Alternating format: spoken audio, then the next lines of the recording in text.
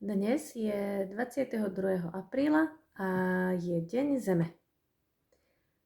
Tak dáme si malé zamyslenie k príležitosti Dňa Zeme. Keby vedela Zem rozprávať, čo myslíte, že by nám tá Zem povedala? Nám, ľudstvu. Keby vedela rozprávať. Hovorila by asi: prečo toľko do mňa rýpete? Prečo toľko do mňa s tými mechanizmami načierate? Prečo toľko mi vyberáte z môjho tela? Prečo ma tak rozrušujete na povrchu? Prečo mi moje pľúca znečisťujete tými zvláštnymi výfukovými plynmi z tovární, z aut, zo všetkého, čo tu znečisťuje vzduch? Prečo mi spôsobujete, že sa mi zle dýcha? Prečo mi vylievate tie chemikálie na moju pokožku, by povedala naša Zem? Prečo mi ich vylievate?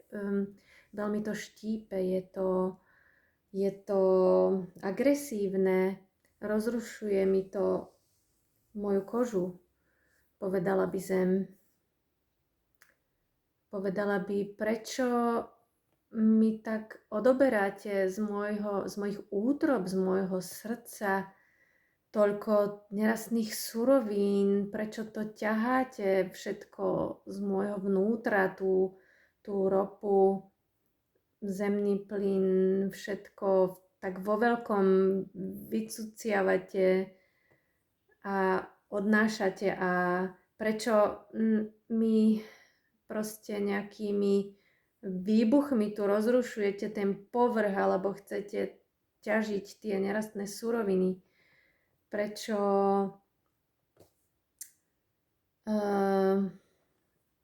môj spev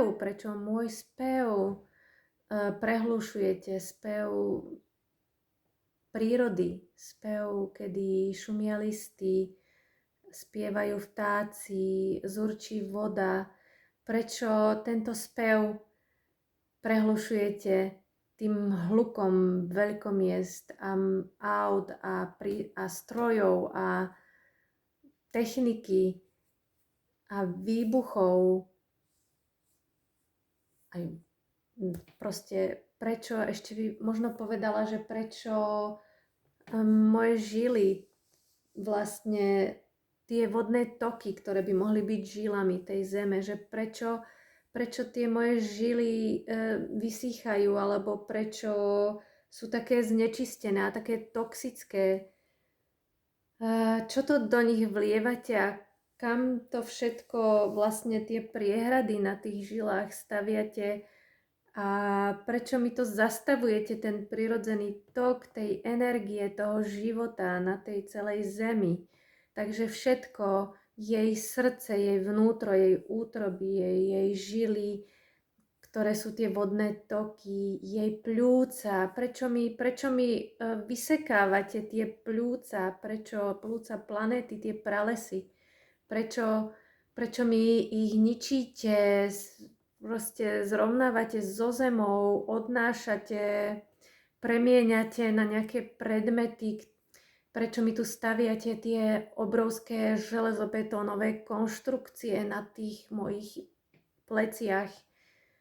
Tá Zem by všetko toto nám rozprávala a pýtala by sa, že prečo sa toto všetko deje. Tak len si to tak pripomeňme, že ona nevie takto nám to povedať, ale toto všetko my jej robíme a robíme to úplne bezhlavo a robíme to sebecky. A viem, že my jednotlivci neovplyvníme túto devastáciu hromadnú, ktorú robí ľudstvo ako celok, ale môžeme tým svojim prispieť, ten jednotlivec môže prispieť svojim vkladom, že bude menej nakupovať, oveľa menej nakupovať, že bude robiť nejaké činnosti, ktoré sú prospešné pre prírodu, že prírodu bude obdivovať, bude ju udržovať, bude skromný, bude hovoriť o ochrane prírody ostatným, bude skúmať a učiť sa o prírode a bude to učiť svoje deti. Proste dá sa toho urobiť veľmi veľa. Takže vyzývam nás v tento deň prírody. Skúste si tak uvedomiť, čo by tá matka Zem nám rozprávala, že čo tu na nej stvárame a ako to pociťuje. A skúsme sa zahlbiť do seba, že čo každý jeden z nás môžeme spraviť a čo by túto Zem veľmi potešilo a vlastne následne by to potešilo aj všetky živé bytosti a aj ľudstvo a ľudí, keby sme z opačného konca pristupovali k tomu životu na Zemi. Nie z toho konzumného a ničiteľského, ale z toho práve, čo udržuje a podporuje ten život a vlastne tým sa nám aj dostane viac aj zdravých vecí, aj pre nás prospešných a všetkého budeme mať dostatok, keď budeme podporovať život na planéte.